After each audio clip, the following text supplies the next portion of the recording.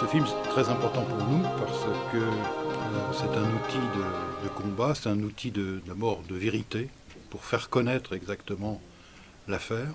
Parce que vous savez que pendant ces 10 ans, il y a eu beaucoup de communiqués de presse, beaucoup d'interventions de la justice et on a beaucoup apporté d'éléments qui étaient incompréhensibles pour le grand public. Bon, dans un premier temps, les juges de Quimper sont quand même arrivés à une solution et une décision a été prise, tout simplement le 31 juillet 2008.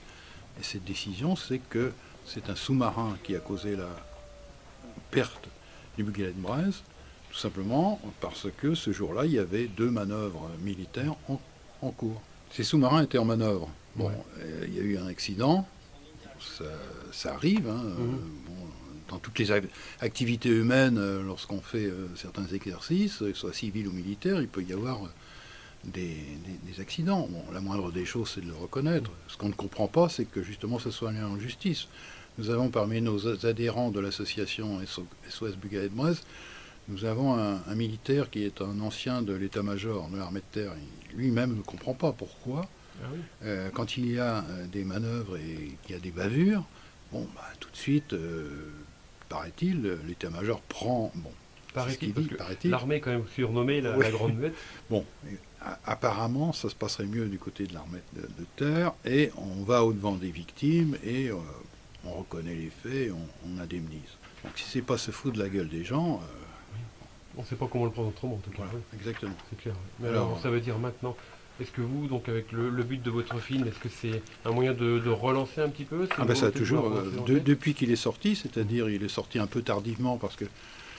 Et en plus, il y a des mensonges incroyables, quoi, qui étaient propagés par la presse et par la justice elle-même. Donc on a fait ce film.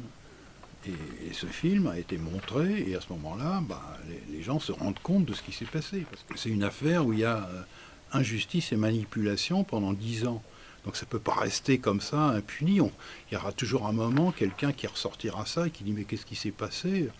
Donc ce livre, ce sera un complément du film ou ça? Alors c'est pas du tout un complément, c'est-à-dire que je ne dirais pas qu'il double le film, mais il reprend les faits les uns après les autres, d'une manière peut-être encore plus pointue que le film. Ouais. Et pourquoi j'ai montré ça assez longuement? Parce qu'à l'époque, on prétendait qu'il n'y avait pas de...